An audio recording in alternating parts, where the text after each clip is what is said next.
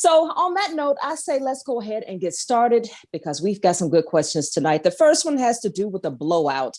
And this question says, my brother was seriously injured when a tractor trailer had a blowout right in front of him. And then they swerved into him and crushed his car. Now, I'm sure the driver didn't expect this, but is he still at fault somehow?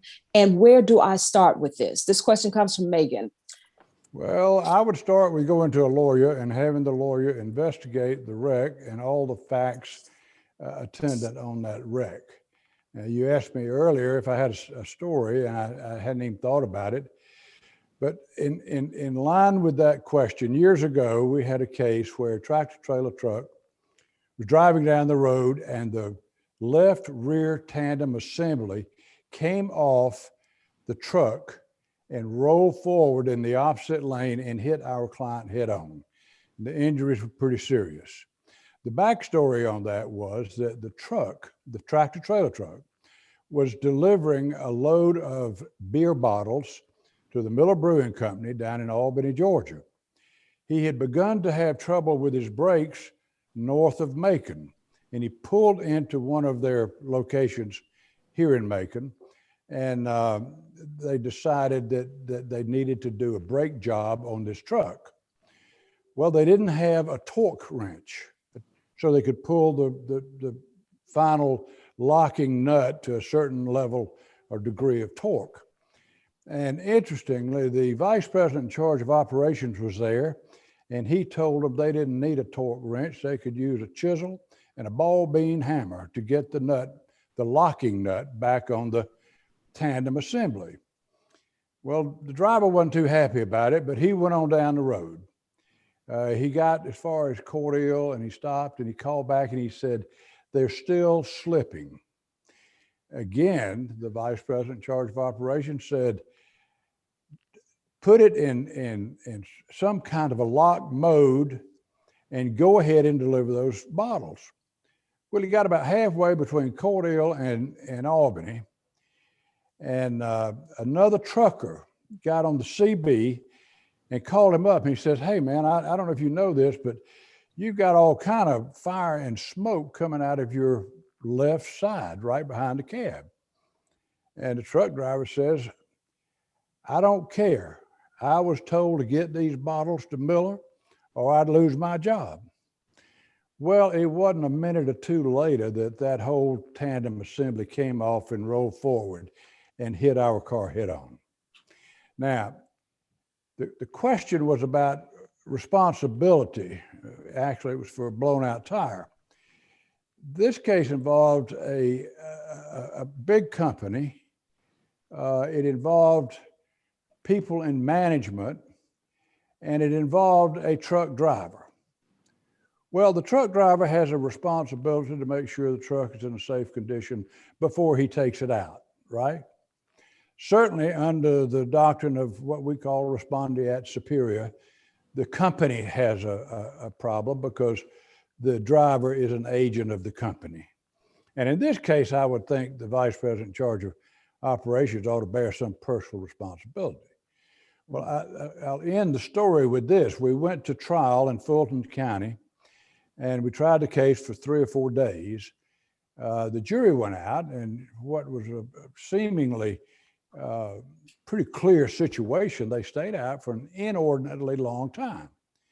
And judge called her back once, and you know, the usual thing, how y'all doing? You making any progress? And then they went back. We thought about it and decided that probably they were reluctant because the case involved pretty substantial damages. It's going to be a big verdict, whatever the verdict was. And the truck driver had come off as a pretty good Joe, that he was just doing his job, as a blue collar guy doing his job, kind of caught betwixt and between. And so at that time, under the law, you could dismiss any time before a verdict came in. So we dismissed the suit against the individual driver without prejudice and left it pending against the truck company. The judge, of course, had to call the jury back in and tell them that The individual driver had been dismissed from the case, so they were no longer to consider anything against him. When the judge made that announcement, I saw one of the jurors punch the other one with his elbow. They went out and came back in within about 20 minutes with a verdict for well over $1 million. Now, on the question, getting back to the question, is the driver responsible? To some extent, yes, but it could be the company, it could be the driver, it could be the maintenance shop, it could be anybody. And that's why I said the first thing you do is go get a lawyer, turn the facts over to that lawyer and let him or her investigate the case and find out where the liability may lay. Okay. Boy, Well, that was Wendell, a long answer, wasn't it? That was a long answer, but that was a great story. Yes, it was a good story. It was a good story. So, Wendell, let me ask you this. In a case like that, or any case, how many times can you sue one particular company?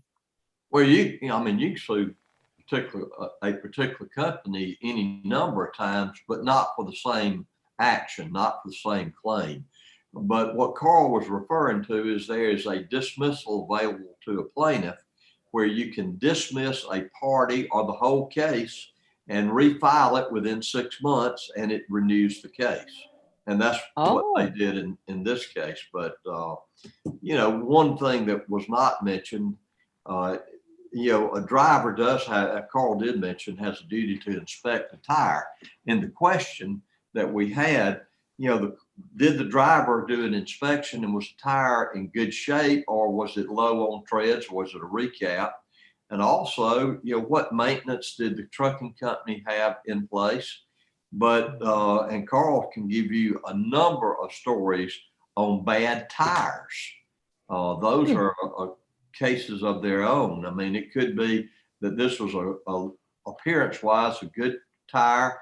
It had been looked after. There was an inspection done, but the tire failed, and then you would have a claim against the tire manufacturer if there was a substantial injury.